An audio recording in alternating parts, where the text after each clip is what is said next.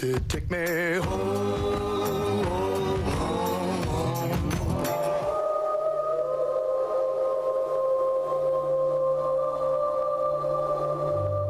Home is a feeling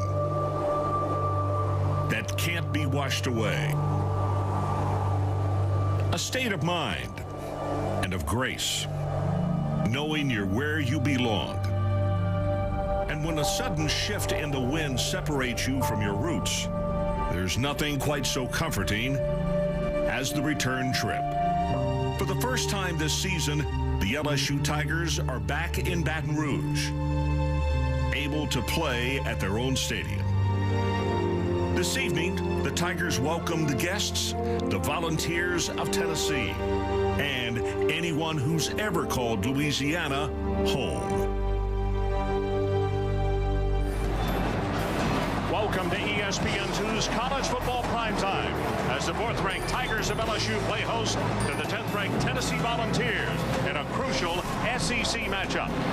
Hi, everybody. Ron Franklin, and welcome once again to Baton Rouge, Louisiana.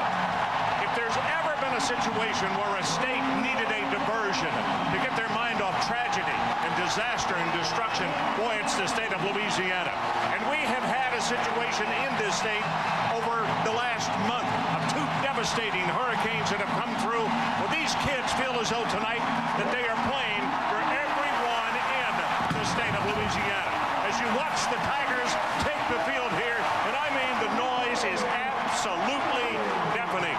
The biggest thing, the coaches hope they can harness some of this feeling tonight and make sure that they don't lose focus on the task at hand, which is taking on a very good Tennessee football team. Bob Davie joins me on a telecast tonight, as usual.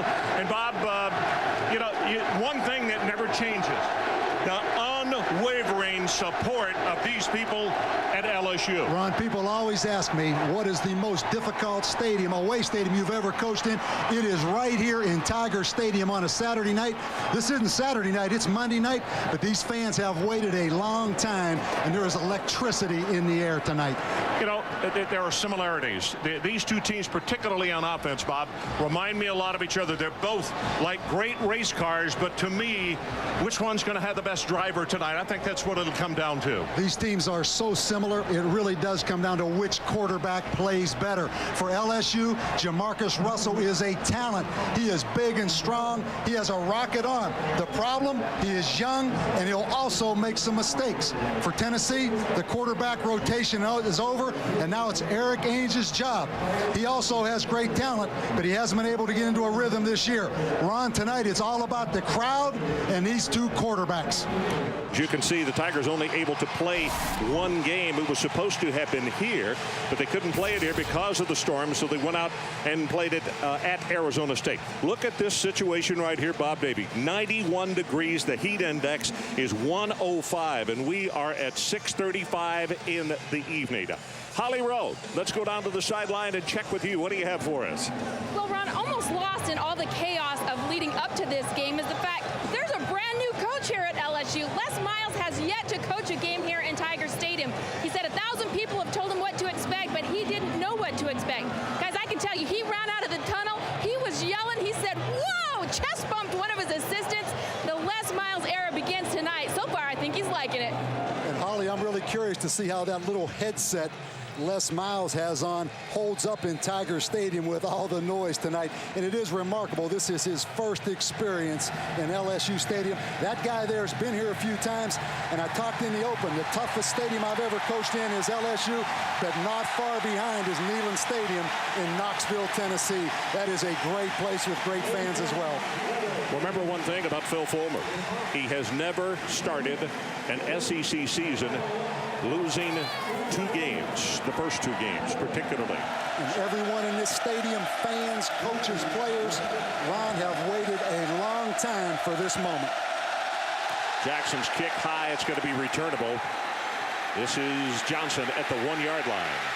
10 will not get back to the 15-yard line. Ball is loose, and the officials say he was down. So it will be Tennessee taking over with very poor field position. 12 yards on the return. And there is the young guy who gets the call tonight, Erik Ainge, sophomore out of Hillsboro, Oregon. And Erik's eyes just lit up as this LSU crowd came to full vocal capacity right there. There's a look right there at Kyle Williams, and he absolutely is the heart of that LSU defense now. He's one of the captains, and his motor runs 100%, and it will all night long.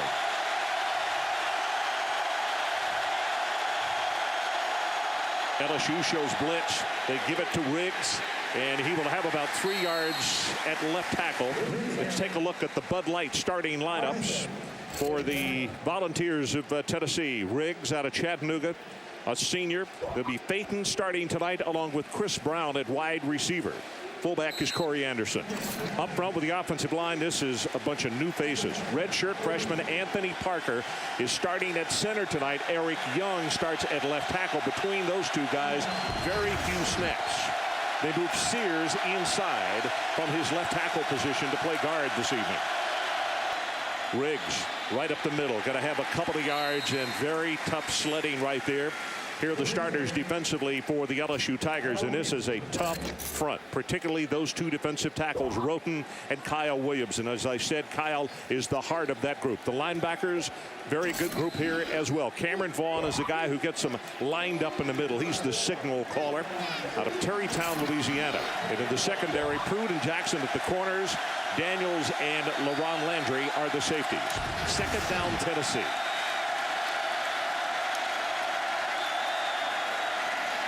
Ainge under pressure, hit, loses the ball. LSU has recovered it, and it's Kenneth Hollis who comes up with the football.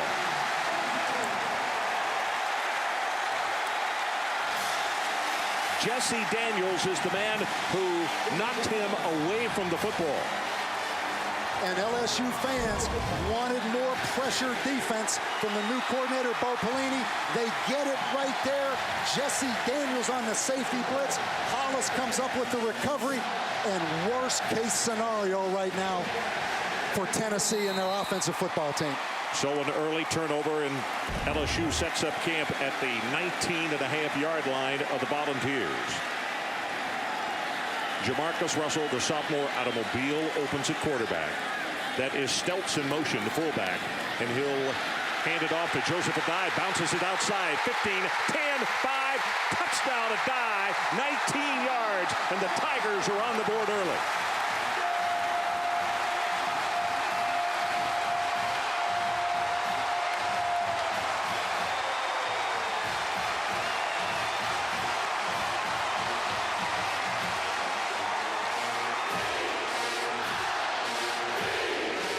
Could see that sigh there from the head coach at Tennessee, thinking this place is tough enough to win at without giving them an opportunity from inside the 20. And a tremendous release of emotion from this LSU football team and fans.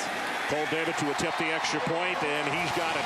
So let's take a timeout. 12:44 left to play, opening quarter, and it is LSU 7 and Tennessee nothing. Great blocking on the left side of the line, and Addai bounces it outside and scores the touchdown. So it's 7-0 LSU following the fumble at the 19.5-yard line. Let's go back to the fumble, Bob. You're going to see Jesse Daniels coming on the safety blitz. He's right here at the bottom. They're going to bring him on the outside pressure, and Erik Ainge coughs up the football right there from the backside. Sets up great field position for LSU, and right here you're going to see Rashawn Fellows, the corner, gets caught inside for Tennessee, and Joseph Addai, 4.39 speed at 215 pounds run. Great start for the LSU Tigers. You know, we also need to give credit to number 9, Early Doucette, with a good ceiling block on the outside. He actually took 2 players out of the play. Here's the kick.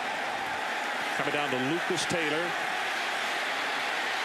15 at the 20-yard line, and that will be the end of the way for him. 20 yards on the return. Coach Phil Fulmer at 9:45 this morning, getting on the bus, and then the team loading on their charter for the flight that is about an hour and 15 minutes, I believe, from what the coaching staff told us. And you could see had nice weather to fly down here in. Would not have been this way on Saturday had they tried to come down, because that storm was still coming through the state of Louisiana at that time. That was the reason for the postponement. First time in 35 years Tennessee's traveled on the day of the game to play. Gerald Riggs operates at tailback again. Play action to him. Far sideline, and that pass is just way too tall. Jason Swain, the intended receiver, the junior out of Huntsville, Alabama. Jason not really full speed. He has had several of injuries. His weight is down, and anyway, that ball right there, though, he would have had to have been a very tall young fellow to come down with it. Ainge has been high on his throws, particularly rolling to his left.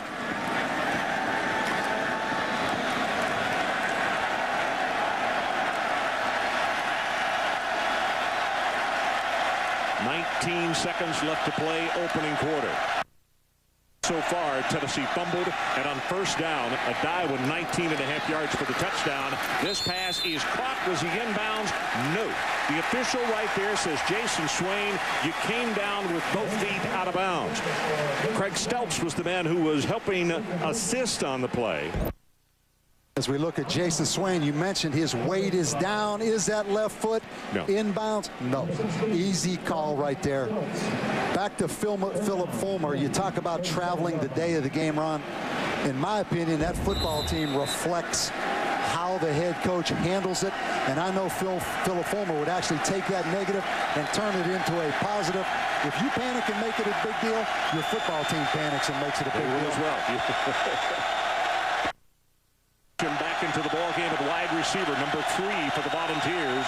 LSU showing blitz. They come with a stunt with the lineman. They throw the middle screen, and Riggs going to be stopped from behind by Jesse Daniels.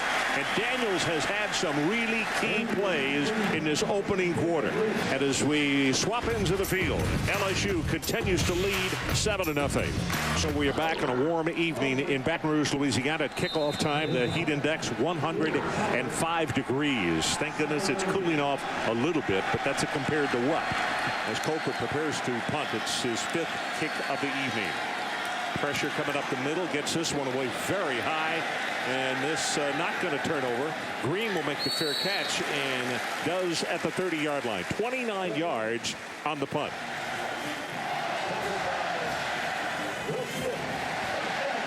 Well, Jamarcus, we didn't get a lot of time to talk about him when he first came out. For starters, he's not just big.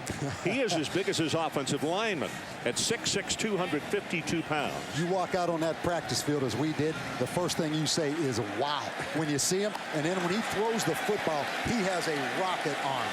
Goes up Addai, gets the handoff, has 5, has 10, he's loose, ran into his own man, and that could have been the only thing that stopped that play. Craig Davis is the guy that he collided with. 21 yards on the carry. Again, Joseph Addai, 109 yards against Arizona State. You see that 4.39 speed, and I mean, nobody laid a hand on him except number 3, Craig Davis. But I mean, no one touched him from Tennessee. You don't see Tennessee get gashed that often in the running game. Joseph Addai, a option quarterback at Sharpstown High School in Houston, Texas.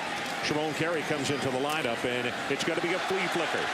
And he's got a man deep, but he could not get the ball to him, so he throws underneath. And Craig Davis has the ball and is going to be tackled at the 2-yard line.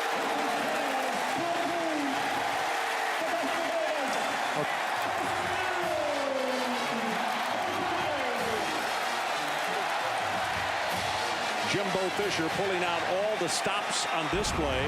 And that flea flicker as designed. As we let it run, he's going to try to get it to Brazil right here, number 17, the track guy. Semi-open, but look at Craig Davis come across the field. That was a great improvise right there by the quarterback, Jamarcus Russell. Boy, and your point is so well taken. Normally, on that play, there is no safety valve. Craig Davis really bailed him out right there, and it's good for 47 yards. First and goal, LSU Tigers. And Addai right up the middle. Still no signal. Wow. I thought for the world that he went in, and boy, the people down at that end of the stadium are really booing.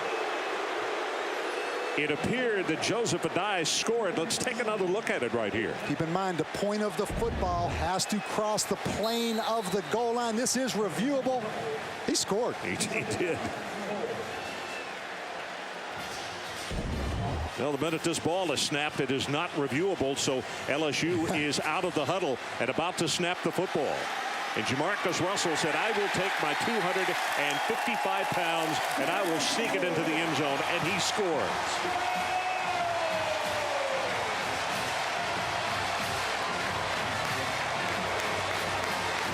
The big run by Joseph Addai. The flea flicker, great decision by Jamarcus Russell, and LSU goes up 13-0.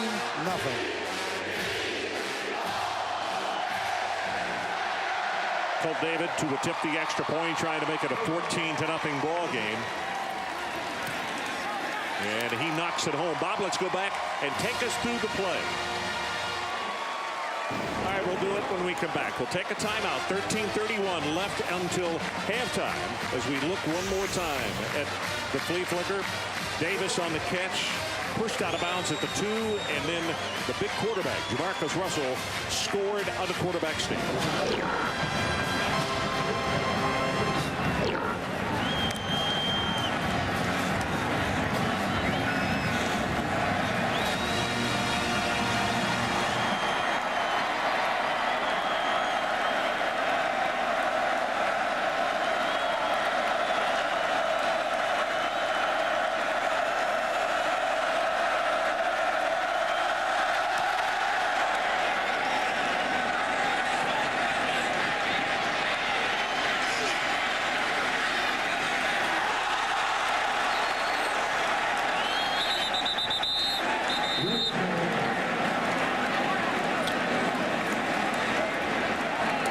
Ball was recovered.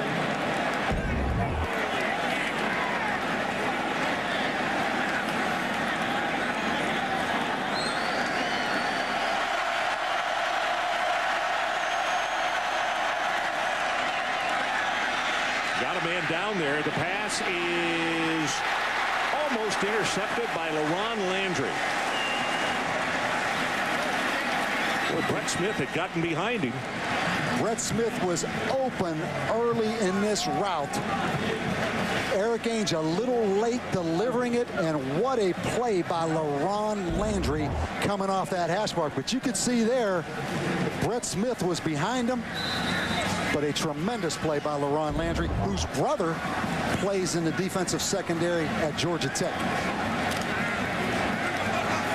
LaRon, preseason all-conference pick of the Southeastern Conference. As you look at the numbers on Erik Ainge, 6 of 16 for 43 yards, and that's it.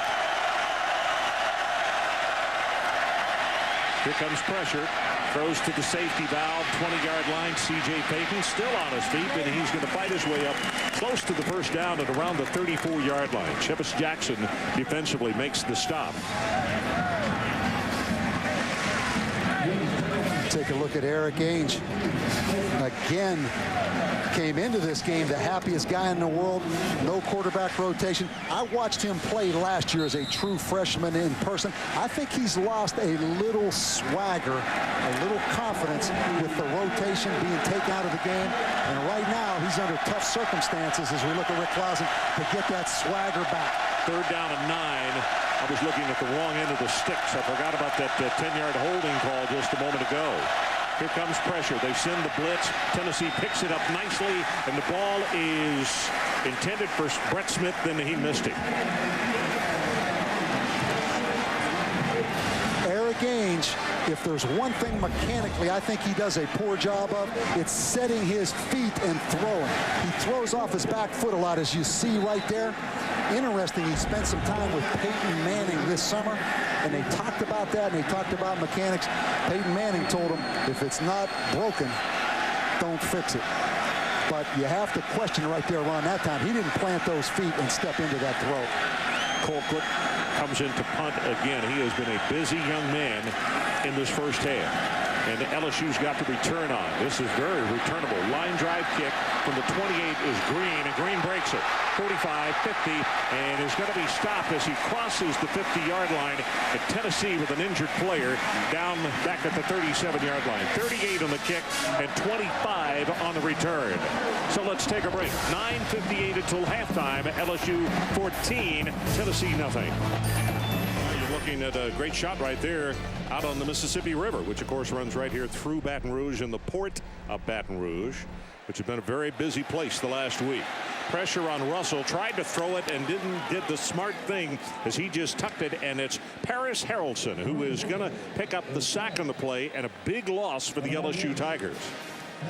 Paris Harrelson is a great football player, a guy that truly goes 100% all the time. And talking to Tennessee's coaches, and they flat say he is the toughest guy on this football team. Again, we need to apologize for audio problems that we're having on the telecast. We are working on those and striving to get it cleared up as quickly as we can. 9 minutes and 20 seconds left until halftime. LSU with a second down and 18, straight ahead with the running play, and that's Sharon Carey. Omar Gaither is the man who makes the tackle. And let's check down on the sideline once again. Holly Rowe, what do you have for us? Well, Ron, you guys are talking about an unfocused Tennessee team. Well, I have another theory. I think it could have something to do with the heat. It is about 90 degrees down here on the field, the heat index, and it is sweltering. It has been cool in Knoxville this entire week for practice, but for LSU, they actually had a Monday night practice a week ago tonight in this exact kind of heat. It seems like it's not a problem for LSU. They've got trainers going along the bench every couple of minutes here, forcing players to drink water. They're saying it's water time, you've got to drink, and the players do it. So LSU trying to keep hydrated, but they don't seem as bothered by this heat as Tennessee right now. And one point to add on Holly's story there, keep in mind Tennessee, a 30-minute bus ride to get on the plane, an hour-and-a-half plane ride. If there's anything with flying in airplanes, it is dehydration. Yeah. Short drop, pass is tipped and is dropped. Dwayne Bowe had an opportunity to come back and catch the football, but it was tipped as the pass was thrown at the line of scrimmage. You said it, and I agree that Tennessee's defense is going to have to step up and make a play right here. And right here, Tony McDaniel bounces that ball up in the air. Bode had a chance to make a play, but McDaniel, a player back off of a 2-game suspension, back into the lineup right now, maybe giving Tennessee a little spark. This is a hungry football player that hadn't been on the field yet this season. So it's third down and long. They need to take it all the way down to the 37-yard line to pick up the first. Joseph Addai is the lone setback, and they throw it to him underneath, and he's going to be tackled at around the 43-yard line by Gaither. And that is not nearly enough for the first down. It'll be fourth down for the Tigers, and they're out of field goal range from where they are right here.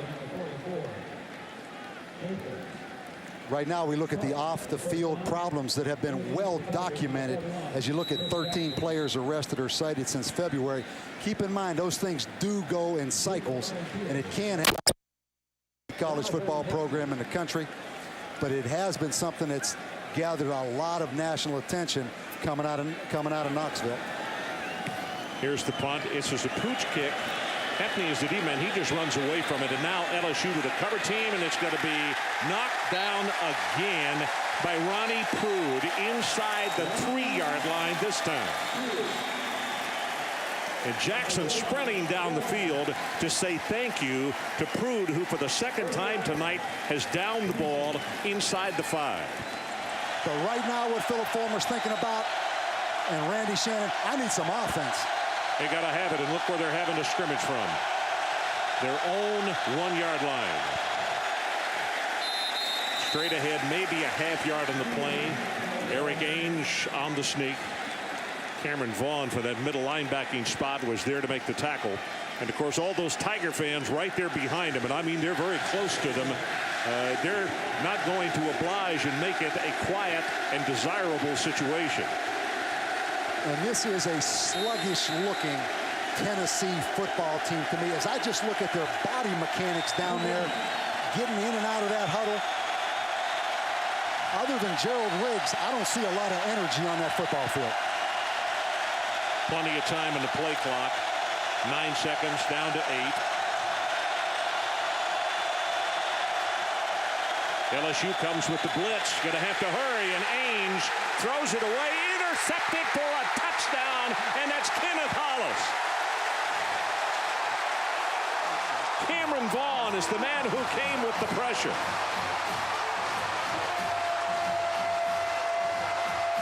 Now, Bob, let me ask you a question. Before I know you got a replay coming up. They were calling intentional grounding, which would be a safety. Is it a safety or is it a touchdown? I'm going to wait and take a look at this replay. I don't see why it would be intentional grounding. There seem to be some Tennessee receivers in the vicinity. Let's take a look at that first. Erik Ainge gets immediate pressure right here. They are going to call that a touchdown. Cameron Vaughn, the linebacker, on the blitz. Kenneth Hollis on the interception. But my point now becomes Rick Clausen. We came in with no quarterback rotation, but maybe right now, Ron, it's time to rotate the quarterbacks if you're Philip Fulmer. I fully expect to see Rick Clausen on the next offensive series for Tennessee.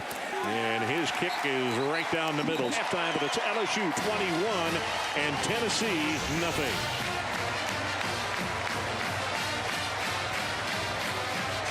And we're going to go down to the sideline, and Rowe will visit with Coach Miles about that first half. Holly? Coach, your first half in Tiger Stadium, what did you think? Well, we're playing a little sloppy. I mean, I like to score. I like where we're at. I think our football team's playing well.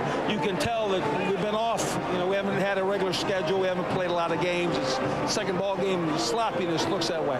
What's sloppy about 21-0? The final score will be a good score at halftime. Doesn't mean a lot.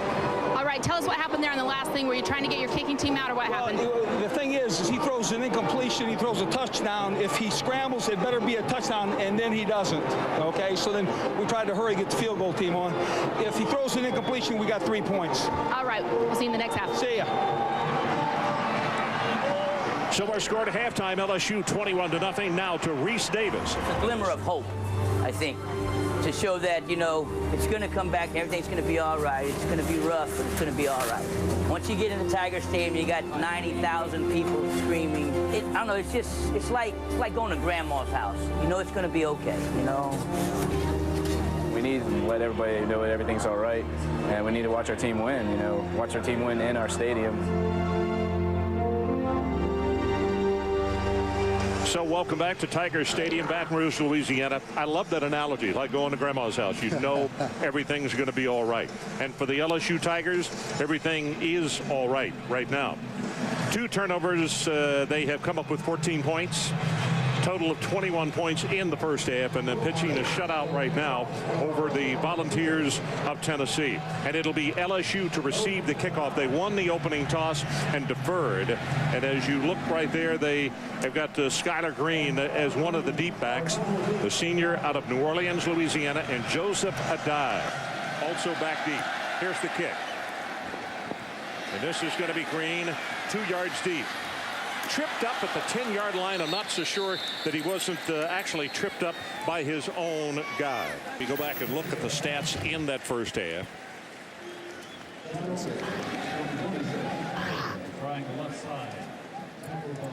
Total yards, obvious, more than doubled LSU compared to Tennessee. Turnovers, cannot turn the football over 3 times. And Tennessee on 3rd down, 1 of 8 offensively in the first half. So not much offense at all for Tennessee. The Tigers continue to go with Chiron Carey as their tailback. And they'll hand it to him. Tries to bounce it out on the right side. He takes it out to the 30-yard line. It'll be 3rd down and 2. Paris Harrelson defensively for Tennessee. You have to be impressed with the depth of this LSU football team at running back. Keep in mind they lost Ali Broussard, their #1 tailback, a 235-pound tailback. I saw him in the weight room today, Ron, and what a great attitude he has. And he will be back. But these 3 other tailbacks are talented. You know, he is another young man that we talked to LSU players yesterday, and they really are huge fans of Broussard. They say he's a funny guy, lighthearted, and a lot of times you get hurt, you kind of divorce from the team. That's not the case with him.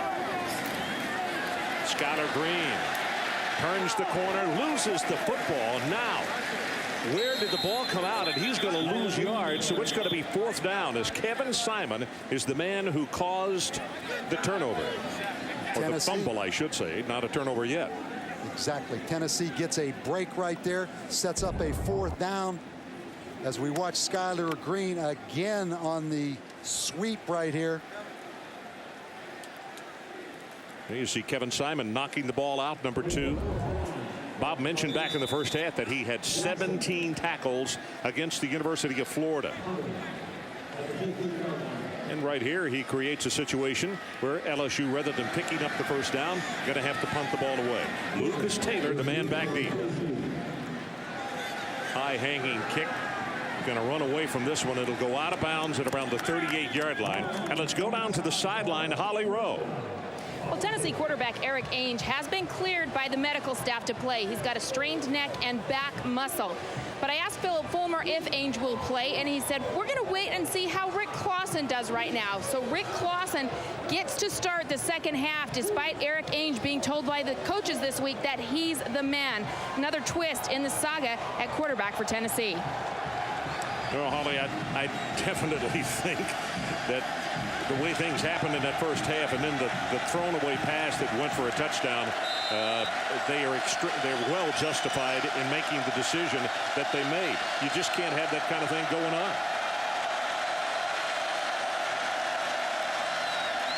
Clausen, draw play. This is Riggs, tries to turn the corner, stiff arms, and he's going to wind up with an extra 5 or 6 yards. And there was a flag on the near sideline. I like the energy Gerald Riggs showed in the first half. He continues to show it right here. I thought there was a flag over on that sidelines, a potential out of bounds hit as we watch this develop over here on the sidelines. Kind of flung him to the ground right there. Number 6, Mario Stevenson, could have been called. Second down and short. Clausen with an audible. Here comes a blitz right up the middle, and he throws the hot route complete near sideline at the 45, complete to Chris Hannon. This is not, Ron, how you draw up a drive chart in the first half and combine that with what they did last week at Florida. It's been a drought at Tennessee. And you talked about the quarterback revolving door. I believe it's 7 out of the last 8 years Tennessee has had a different starting quarterback start the season.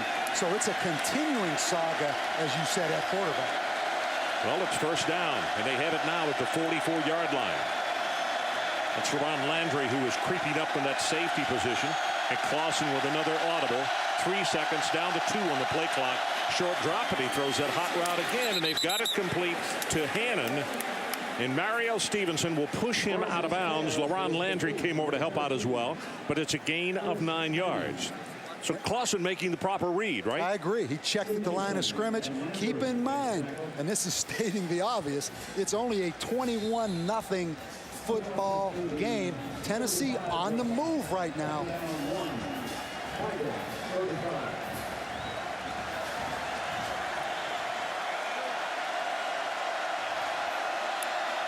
From the shotgun on the second down and short.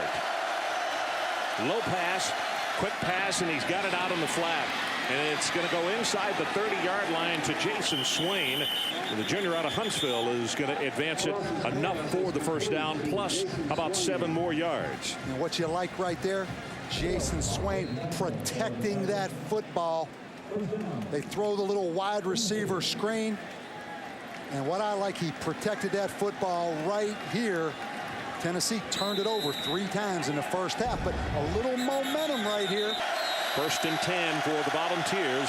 They have it at the 28-yard line of LSU. You see LSU creeping up on defense to see if they come with the blitz, and they do. And they throw it to the other side, and it is well overthrown. Jason Swain was the closest man to it, but not nearly close enough. Jesse Daniels was out there with the cover. We look at Rick Clausen. Where's Brent Schaefer right now? Keep in mind, a year ago, Rick Clausen was third team simply because C.J. Leak asked to move to defense, or he would have been fourth team. It was Brent Schaefer, Erik Ainge. Last year, Brent Schaefer has since. You got to love this young guy's resiliency right here to stay with it. That young man you were looking at on the sideline, my favorite name in college football, backup quarterback Jim Bob Cooter. Got the ball back into the short side of the field, throws it complete. Chris Hannon, and they're going to have a third down. And let's see, they'll need about 3 yards to pick up the first. A good job by Rick Clausen of just simply taking what the defense gives you. You're going to see soft zone coverage. Throw it, stay up, and maybe some run after the catch right there if you're Tennessee.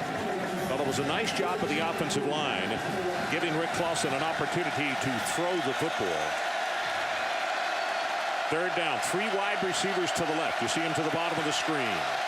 1 of 8 on third down conversions as Phaeton goes in motion and pulls up to the right side. Looking, got it complete, and it's Phaeton who made the catch. And a nice, good second effort after bringing the ball in. Stelz, who was in as the nickelback, was there to make the tackle. Holly Rowe, what do you have? Well, guys, LSU is doing everything they can to try to rehydrate, guys. They've actually put this in all the water. Rehydrate, oral electrolyte rehydration solution. Guys, it's really having a hard time taking effect, though. Stelz has been bothered by cramps.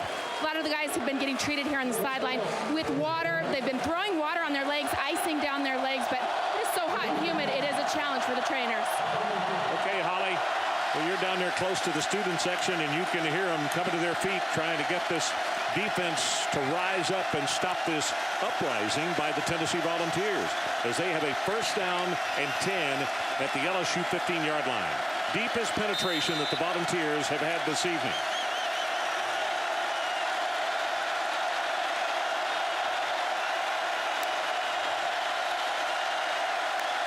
Rick Clausen from a shotgun. Gonna run it. And he will dive forward to around the 6-yard line. Cameron Vaughn makes the stop on him. Excellent pass protection right there by Tennessee. Good coverage, but I'm impressed right now with the pass protection Rick Clausen's going. See, look at that window right there. So it's going to be second down and 2. Brings to the table is he is a good decision maker. A lot of people have got great quarterbacks, but they're not good decision makers, and I think this young man is. Off the right side, Riggs tackled by Zenon.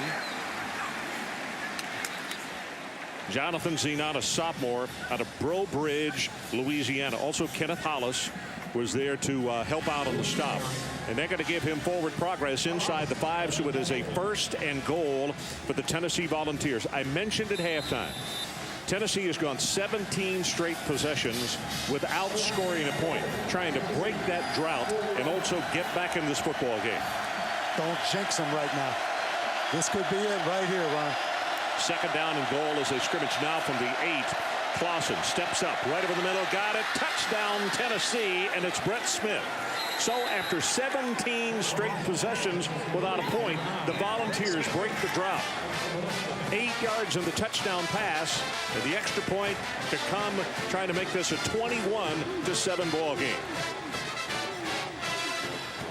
When you go back to Tennessee's defense, getting off the field, forcing the fumble on Skylar Green that kept them from getting the first down. And now Tennessee's offense comes to life with Rick Clausen, again, just making great decisions. Will Hoyt with the extra point attempt. Ball is down, kick is up, but he's got it. So we're going to take a timeout. 7:54 left in the third quarter. In our new count, LSU's lead cut to 14, 21-7 as Rick Clausen comes in and guides the Volunteers to the end zone. We'll be right back. Tiger Stadium, Baton Rouge, Louisiana. Ron Franklin along with Bob Davey at Holly Rowe, and great to have you along on this special Monday night telecast. Game originally scheduled for Saturday evening here in Baton Rouge, and of course there was a hurricane coming into western Louisiana on that very day, so the game postponed. Tennessee flew in today with no hotel space here in the Baton Rouge area. They flew in today, arrived here just around noon, I think is about what time it was. And in the first half, they were not totally awake. In the second half, they have gotten on the board. This is Green, 15, 20, 25. And Green is going to take it out over the 35-yard line. And there is offside on the kickoff team, and that obviously will be declined with this good field position. Well, good returns on the part of LSU, plus the 5 yards on the penalty. Here's Joseph Addai back in the ball game. Has 5, has 10, counted off as 11. Antoine Stewart will finally put a handle on him. And we were just talking, where had he been? They've been resting him for a bit. And he gets a great block by Brian Johnson, the big offensive tackle right here.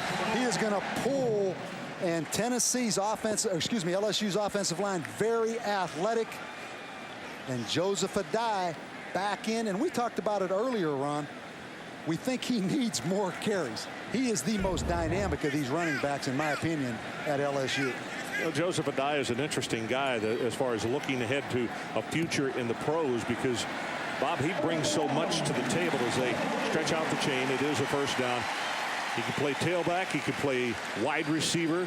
Catches the ball extremely well. He is a terrific utility guy, and also can return both kickoffs and punts. And started in 03, then had a knee injury. Last year split time with Ali Broussard, 680 yards last year, and he is a talented guy. 6 feet, 215 pounds.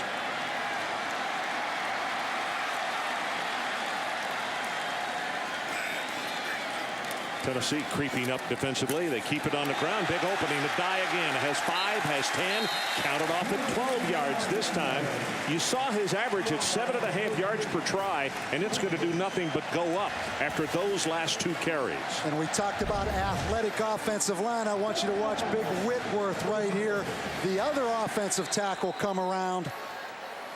LSU very athletic. He gets an excellent block right there on Kevin Simon.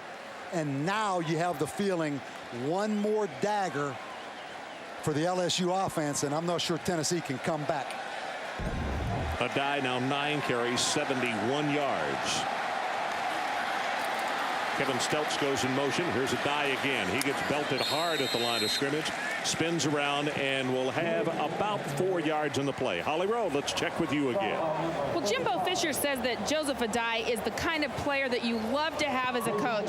He's a guy that comes to work every single day. You know, a lot of kids don't like to practice, but that's not the case with Addai. He said that he actually brings such an intensity, it makes other guys practice harder. He said he is a complete guy, not just physically, but with his competitiveness and his toughness, and that carries on to the rest of the team. Yeah, when a coach tells you that a guy is a coach's dream and delight, that means they really like him. Nice defensive play on him there, though. Mahalona is the man who got across. Jesse makes the tackle. We haven't called his name a lot tonight. LSU has covered him up pretty well. And an interesting guy from Hawaii.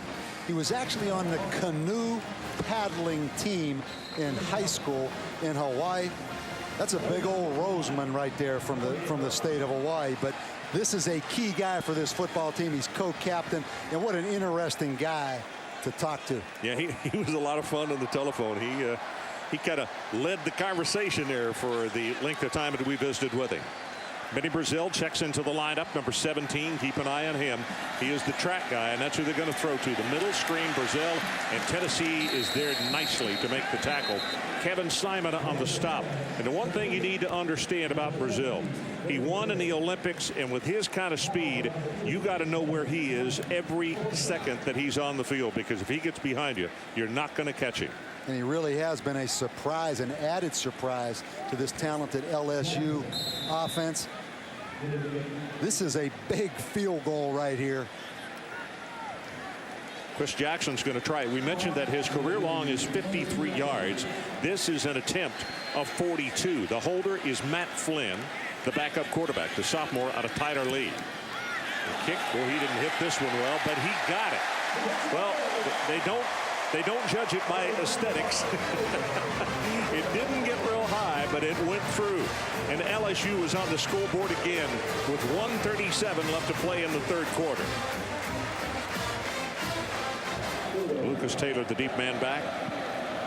A lot of the officials in the Southeastern Conference here tonight. The commissioner is here to see this ball game, but also to wish LSU nothing but positive thoughts about the way they have handled the hurricane situation here. And let's go down to the sideline. And Holly Rowe, what do you got for us this time? Well, we asked Les Miles why he took this job at LSU, if he actually got the roster and evaluated the talent before he said yes. He said, no way, I didn't even look at the roster. When LSU called, I knew this was the place I wanted to be. And he said after his first meeting, when they said they wanted to build the best college football program in the land, he said, I knew we were a perfect fit. But he walks into some pretty good talent. And that's a Michigan guy. Nick Saban opened the doors for some of these North and Northeast guys coming down here to Baton Rouge. That was unheard of years ago now. Hardesty gets the handoff, and he'll go for maybe a couple of yards. Tyson Jackson, since he has come into the ball game, doing a very nice job. He's got another tackle. Big number 93. That is the end of the third quarter, so let's take a timeout. 24-7 LSU. We'll be back with the final 15 after we pause for this. As we head to the final quarter of play, you see the scoring by quarters. 7 in the first, 14 in the second, 3 in the third for LSU. Tennessee got on the scoreboard in the third quarter, and it was their very first possession. But they broke a 17-in-a-row shutout that they had suffered, not being able to get points on the board. Second down and 5. Good pressure from that front four. He is sacked at the 45. Glenn Dorsey, who was only a sophomore out of Gonzales, Louisiana, played at East Ascension High School. And they love Glenn Dorsey, number 72. Wow. He just made the left guard miss, and he is the third defensive tackle run, but they say this guy is a surefire NFL draft pick. He beat Ramon Foster, the offensive guard, that time. So now it's third down, and with the loss of 5 in the sack, it's now third down and 10 for Tennessee.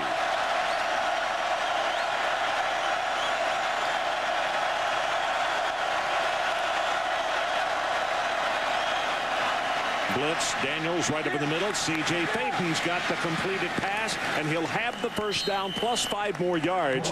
That is good for 15 on the play. And give that offensive line credit that time. They did their job. Excellent protection right there.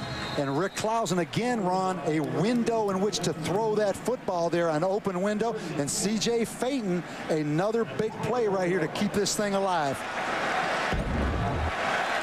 8 catches for Payton, 61 yards. See the average, just over 7.5 per catch. About to go into 12 minutes left of the ball game. Far sideline, got this one complete to Corey Anderson, the fullback. And let's check down the sideline again, Holly Rowe.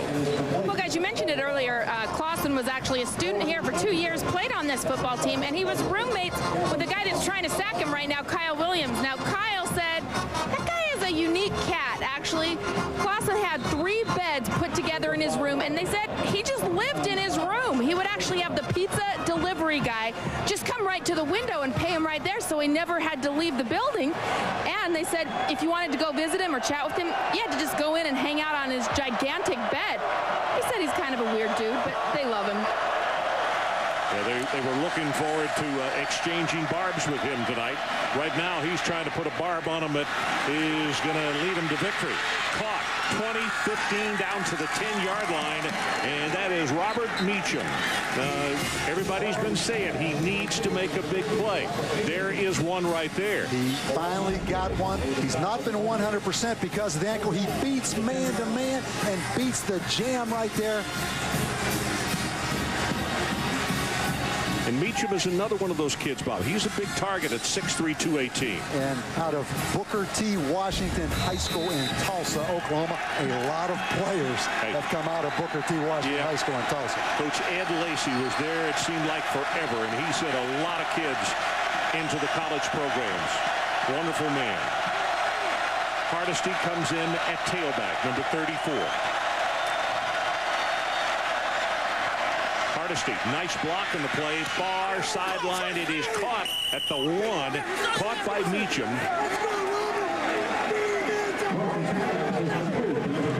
Excellent route right there by Meacham. He has tight man-to-man bump and run coverage. The defensive back corner Prude thinks he's running a takeoff, and watch him come back to the football right there.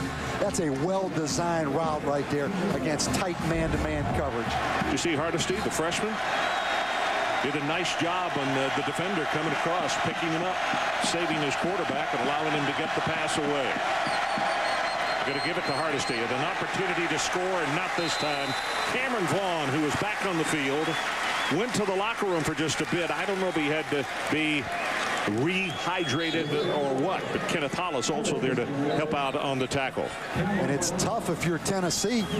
You've been forced to throw the football every down in this second half.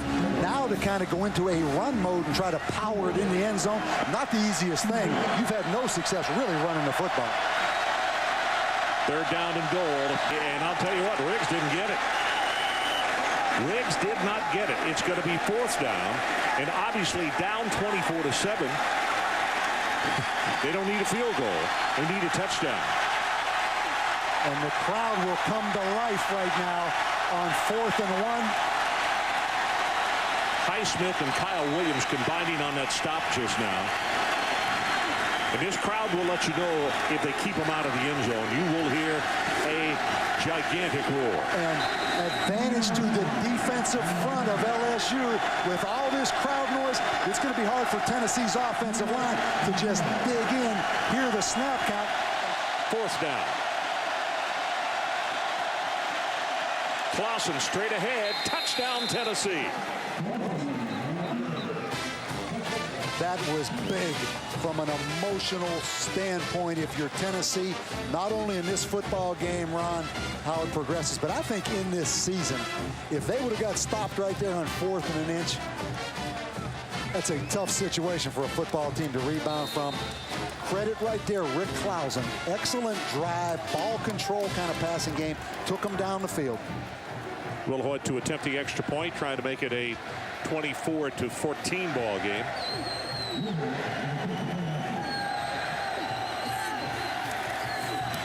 And he got it. So we'll take a timeout. 9 minutes, 35 seconds showing on the clock. That's what we have left in the ball game. It's now a 10-point margin. There's one thing I don't think I'd do. I wouldn't kick to Skylar Green. He has been really good against these Tennessee special teams tonight. I would rather take my chances stopping LSU's offense than have Skylar Green in the open field on this kickoff return. Here comes the kick. This one is going to be deeper, about 5 yards deep into the end zone for exact. And a will scrimmage from the 20-yard line.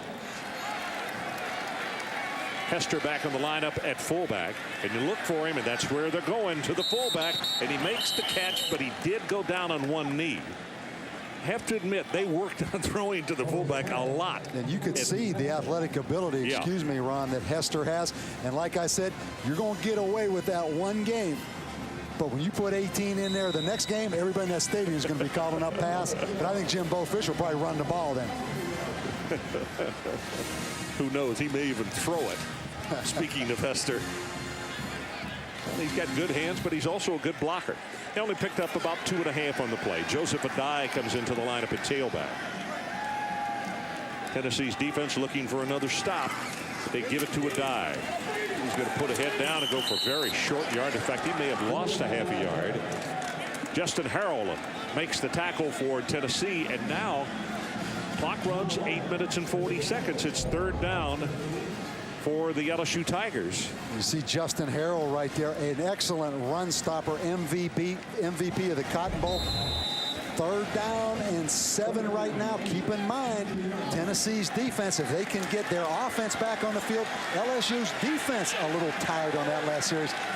Huge 3rd down for John Chavis in this defense. John Chavis does an excellent job at Tennessee. Tell you who's back in the lineup and has been quiet since back in the first quarter. Dwayne Bowe, who they got back from injury this week. Big receiver, number 80. And he threw it to Bowe, and he got the interception, and that is Hefney. Hefney down the sideline, and he's going to be tackled at the 2-yard line. Hello, folks. All of a sudden, we have got a new ball game. Wow, a whole different bounce in the step of those guys in the orange jerseys. Look over there on that sidelines. They wanted to go to Bowe, and look at Hefney right there, really just waiting on it. Poor decision by Jamarcus Russell, but Hefney was waiting for that crossing route by Bowe. And there's a little jump back in John Chavis, too. This is a ball game now, Ron. And he stared him down. He just followed him all the way across the field. Bo Pelini on the sideline as you see the coaches talking with Jamarcus.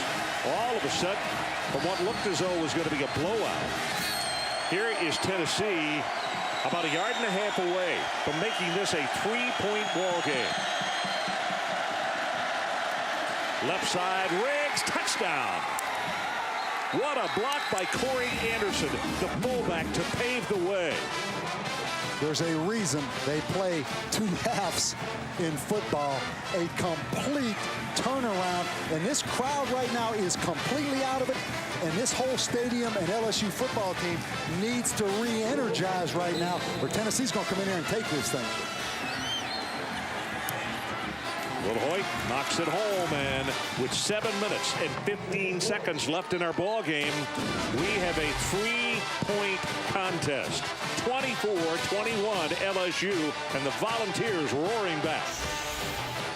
Well, that's a look at the American Queen. It's the largest paddle wheel steamship ever built, 418 feet in length, 90 feet in width, and was built as a themed floating resort touring the Mississippi River. And believe it or not, that has been our home since last Thursday, since there was no hotel space down here. We have been staying on the American Queen.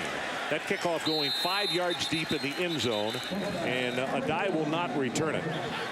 Hester in the ball game. Lines up at fullback. They give it to Addai, hit behind the line of scrimmage. He's going to lose a yard. Justin Harrell is the man who stepped up. Now, Bob, now there is a swagger on the part of this Tennessee football team, which was not there in the first half. No question, there is a bounce back in their step, and they just stone them right there at the line of scrimmage. Number 92, Justin Harrell again, the run stopper. And the question is, how does this LSU football team and this crowd go from 0 to 60 again and try to get some adrenaline and emotion going? I mean, where to stop right now? Keep an eye on the top of your screen. That's Benny Brazil, the sprinter. He is the guy that I talked about. You better make sure you know where he is at all times. Russell throws the ball, and did he have it complete? No, incomplete. Skylar Green, the intended receiver. Russell retreats to throw, steps up, he's going to run it. 15, and that's going to be the end of the way. Tennessee has stopped them again. What a job by John Chavis's defense to step up and in the second half say, LSU, you're not going to run us into the ground. And just the body language of John Chavis over there. It's been a hot, tough night. Philip Fulmer, John Chavis, you are in this football game and about to take control of this football game right now. But again, those special teams mistakes, if you're Tennessee, keep in mind, they fumbled a punt return against Florida when they were in control last week. Jackson to kick it away. And they've got the return on. Good high hanging spiral. Going to come down to Lucas Taylor, 33-yard line. Looks for a block, turns the corner at the 40, at the 45, still on his feet, and now here comes in a late flag. Oh, boy. I mean, they were about to have the football in LSU territory, and it looks as though now, though, they're going to have to take a walk back because of a push in the back. 49 on the punt and 20 yards on the return. And we talk about mistakes in the kicking game. That will nullify a tremendous return and tremendous field position. But Tennessee has the football back. Look at the first half compared to the second half. 147 yards and 21 points. And only 4 possessions also. First down, they go from their own 37-yard line. They're down 24-21. But momentum is wearing the Rocky Top uniforms right now. 4 seconds on the play clock. They come with the blitz, and here comes the draw. Big opening 5, has 10. Gerald Riggs is free, and he ran right into the defender, Landry, at the 42-yard line. But it's a first down and a total of 22 yards on the carry. And Gerald Riggs exploded through that. LSU comes with the blitz again. Jesse Daniels misses him in the backfield. And a heck of a tackle right there in the open field. LaRon Landry is as good a football player as anybody playing in the secondary in the country. He is a tough nut. Clock runs 3 minutes and 40 seconds left in our ball game. Hardesty in the ball game at tailback. Quick drop, hot route, got it complete. Tackle broken, 25 inside the 20. It's enough for another first down, as it was Meacham who came up with the reception. When you get tired, you miss tackles. Ronnie Prude out there at corner, and this was close to being a house call. Excuse me, number 6, Mario Stevenson in there at corner now for LSU. And you can see during the play, a couple of the LSU defensive backs down on one knee, trying to get some extra breath. And the problem, LSU with only 1 timeout, you cannot use that tight end timeout right now if you're LSU, but that is a tired football team. First down, new line of scrimmage, the 19. Good protection this time, throwing for the end zone. Got a man, and he overthrew him, and that was Meacham, and he had beaten the defender. I'm telling you, Tennessee has had more opportunities in this ball game and has been close, but they have not been able to ring the bell on the big play. And you continually see, wow, he is open in the corner of the end zone, but LSU, no chance right now to rush the passer with that tired front 4. They have to blitz to get there. 19 of 28, 178 his total yards, 1 touchdown. Crowd tried to help out the defense, but they seem a little lethargic right now as well. 2:59 left in our ball game. LSU trying to hold on for dear life. They're up by 3. They were up by 21. Pass, far sideline, and this one is overthrown. That'll stop the clock at 2:54. Again overthrown, and if you're Clausen, not bad to overthrow. Keep in mind, a field goal ties this football game, so don't turn it over if you're Tennessee. I can tell you right now, Philip Fulmer's not looking for overtime. He wants this ball in the end zone so they can get on a plane and get back to Knoxville, Tennessee. But what he really doesn't want is to turn it over, and the game's over and you lose 24-21. Third down. They got to take this down to the 9-yard line. LSU creeping up in the middle on the defense. Let's see if they bring the backers. They do. They bring everybody. Safeties as well. Pass caught on the flat. Tackle broken at the 15 and down to the 11-yard line is Jason Swain. He is not going to have the first down. Decision time, Bob. Do you kick it? Do you go for it? Oh, you have to kick the field goal right now. Get this game into overtime because you now are controlling this game. You cannot go for it on 4th and 3 and leave this football game right here on this field. Get to overtime. Keep in mind, Tennessee a field goal blocked last week at Florida before the half. This is not a gimme. Wilhoit to attempt the field goal. It's going to be 28 yards, the attempt. It'll go down on the right hash mark. This is for a tie with 2:08 to play. Good pass, ball is down, and he got it. We are tied. At one time, LSU led this ball game by 17, 24-7, and the Volunteers have come back. Here comes the kick. And this one is going to be about 5 yards deep as well, so a good job by Wilhoit, making the Tigers scrimmage from their own 20. Jackson on the sideline, he's the field goal kicker. We gave you the numbers on him. His longest in his career, 53 yards against Arkansas. A little counter tray. Addai hit as he goes off right guard. Harrell is the man who makes the tackle. You hear some scattered boos, but what the coaches are doing is just what Bob was talking about. No sense in all of a sudden letting it unravel. They're playing it conservatively. And if you're Les Miles, you have to use clock right here. You're trying to run that clock out, but with one timeout, you just can't take a knee because it'll force a 4th down. You have to continue to run the football and protect the football, get to overtime. Clausen on the far sideline. He knows that momentum is in their favor right now. They'll go with Addai again. Takes it right up the middle, and now more boos. And this Tennessee will force them to make a 4th down decision because Tennessee with one timeout, LSU will run one more play, and it will be 4th down, and they will force Les Miles to make a decision on 4th down.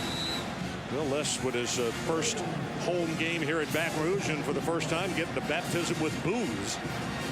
He's got his first boos in Tiger Stadium, but right now I know exactly what he's thinking. What am I going to do on 4th down? Clock runs. We're about to go under 40 seconds left in the ball game. And they were going to run a little reverse. Now Jamarcus Russell going to throw, and he had him open and missed him. Now that stops the clock with 32.9 seconds left. Wow. Now Tennessee will get the football with one timeout left in the game. Bob, you talk about a kid with an opportunity to come back home to his home state and make a huge mark.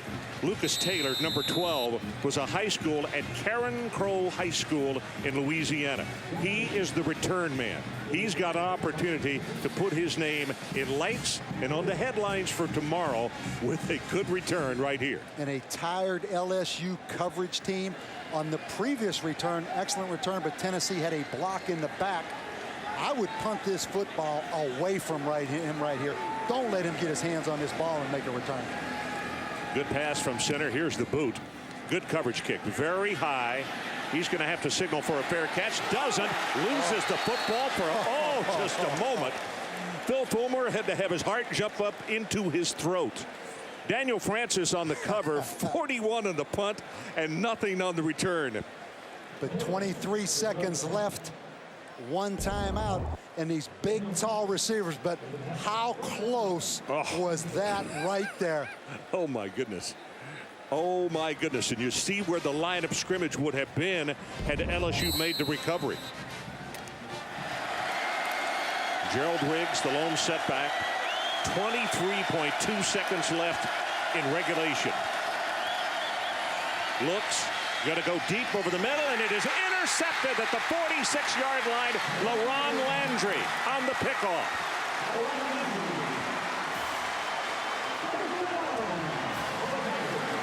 It's a strange, strange night in Tiger Stadium. And Rick Clausen, that was a terrible decision right here. Again, good pass protection. I would like to go back and look at that again. He may have got held a little bit as he tried to run that crossing route, but the ball completely overthrown. Well, here come the Tigers out of the huddle, and they come out sprinting. They got a 4 wide receiver set. 17.7 seconds left. We are tied at 24. Russell sets deep in the pocket, under pressure, and he's sacked at the 33-yard line by Paris Harrelson. And we go to overtime with Tennessee in control and momentum of this football game. LSU calls the timeout. They'll stop the clock with 7.8 seconds showing on the clock. Benny Brazil is the man at the bottom of your screen. He is wide to the left. He is the Olympic sprinter. And Tennessee has 2 men over on that side of the field to take a look at him. Russell sprinting out, and here comes the Hail Mary. He's going to throw this thing all the way to the end zone. It is tipped and intercepted by Tennessee, is it not? It is. Yeah, that's Demetrius Morley, who comes up with a pickoff, and we're headed to overtime. And he threw that ball 70 yards in the air. So let's take a timeout. When we return, overtime at Tiger Stadium, Tennessee and LSU. So Tennessee won the toss. They elected to go on defense first. And we will see Jamarcus, Russell and company going on offense from their own 25-yard line. Addai has 5, has 10, counted off at about 12 yards. And he got over half of that just backing his way down the field. Jason Allen finally put a stop on him. And he is strong as they run that little counter play again. And you always wonder, why doesn't Joseph Addai get the football more as you watch this LSU team? He is an excellent running back. I think Jimbo Fisher is going to make sure that he gets it a lot in this overtime. They love the toss sweep out of this little bunch formation right here. Hester in the ball game, lines up at fullback, resets, and they give it to him. He's off the right side, and Hester will have it for about 3 yards. Tonight's attendance, 91,986. That's the 8th largest crowd in Tiger Stadium history. And you can trust me on this one, nobody has left. But the ones that have stayed, they are in shock right now. They have not been much of a factor, particularly in this second half. This is a quiet crowd. Of course, maybe they're educated and they realize LSU's on offense. Second down, they only gave him a gain of about a half yard on the play. Zinger, the tight end, reset. Blitz off the corner. Russell throws back the screen and the ball is dropped.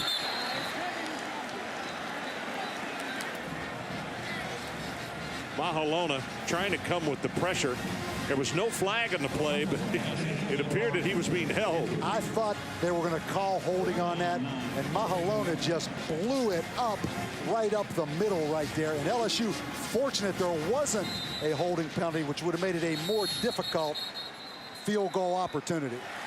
Okay, it is third down, and they need to take the ball to the 4-yard line to pick up the first down. We're in overtime, tied at 24 apiece. Skylar Green right there in that slot is a critical guy. Run after the catch. Russell sets, steps up. Here comes pressure. Drills it. It is incomplete in the end zone. Looking for David Jones, the tight end. So the LSU Tigers, it would appear, on their first offensive possession, they're going to have to go for the field goal. And of course, if that is the case and they score it, then Phil Fulmer's guys got to come up with a field goal or a touchdown, or this overtime is over.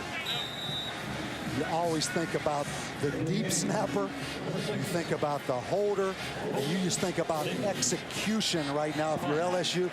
And big Jesse Mahalona coming up that middle on you. 31 yards is the field goal attempt. This is Colt David. The kick, he got it. I mean, it barely, just barely squeezed in the right side. So in overtime, LSU scores first, and they take a 27-24 lead. And when you say close, this one is close to that right upright right here. He pushed it just a little bit. Right here, it looks like it's going to hit it. It hit the little flag up there. It hooked just enough. Looking. Wow. Oh, my. The job of the defense to stop Tennessee. Tennessee needs at least a field goal to keep this overtime period alive.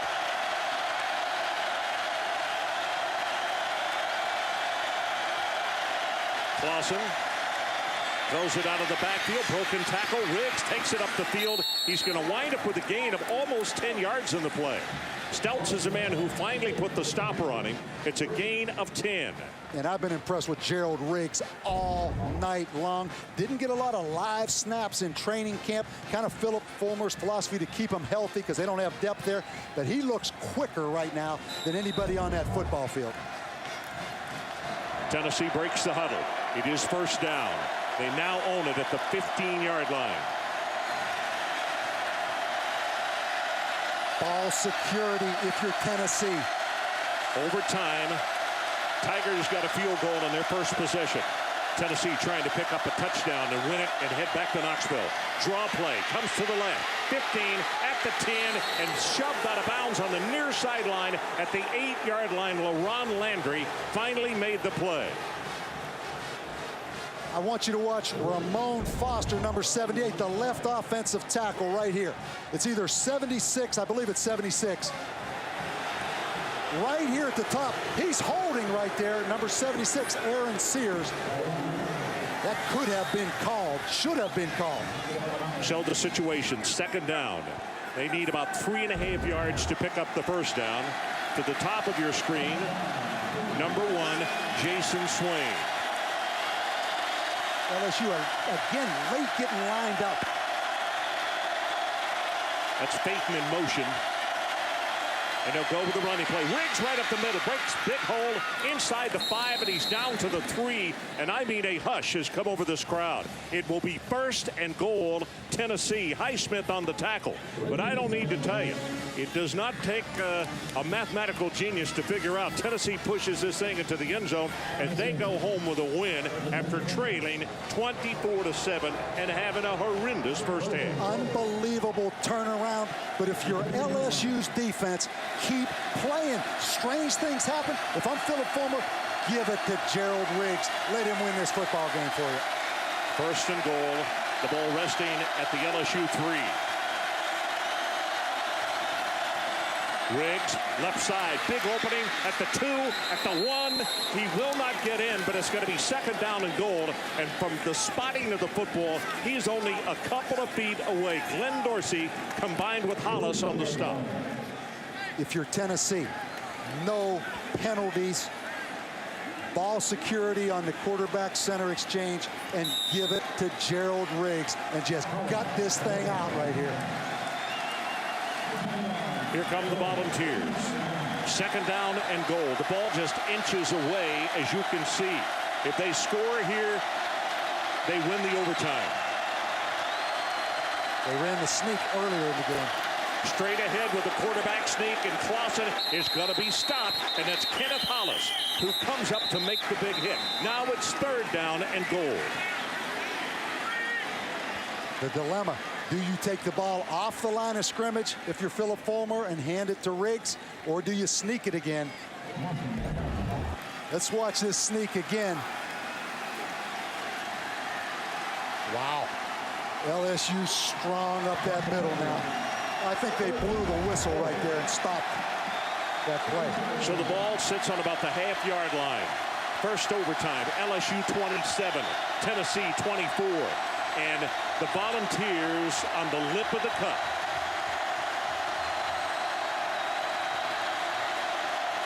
Clausen gives it to Riggs. Left side, touchdown Tennessee. And the Volunteers have come from out of nowhere to win this game in overtime.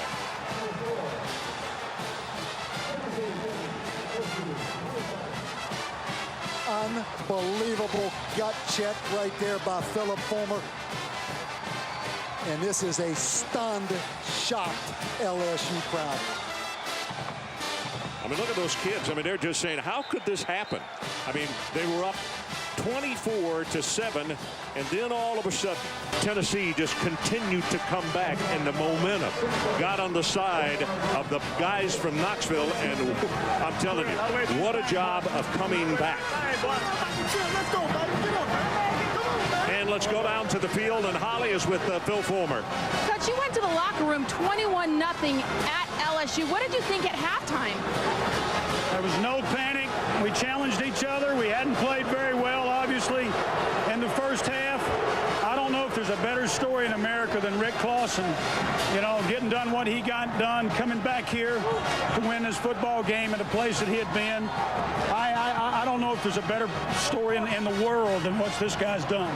Coach, what helped you make that decision in the second half to start Rick and stay with him? He just has a tremendous amount of confidence and poise, and obviously the team has rallied around him. You know, we came down here to play and win, and you know, he told me on Monday that he would get it done. Well, he got it done. What is it like to win at a place you transferred from in overtime? It's fun. Everybody makes comments. Said I transferred to Tennessee because I wasn't good enough to play here. You know, they can say what they want. That's just the way I react. And you know what? I'm thankful for every one of those guys in that locker room because those were the guys that keep me up when things weren't going my way. And I appreciate the effort from those guys and my family back home because I love them all and I appreciate it.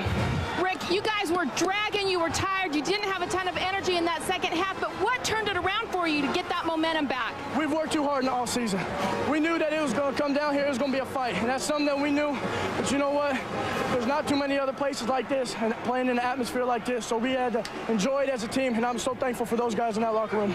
Well, Philip Fulmer, you haven't lost twice in a row to start an SEC season. You don't do it again today. How does this help your chances for the conference championship? Well, obviously, it puts us back in the mix to have a chance, and hopefully we'll get a little bit of help along the way, and who knows, we may see these guys again. Who knows? All right, congratulations, Coach. Ron? Thanks so much, Holly. Once again, tonight's final in overtime. Tennessee 30, LSU 27.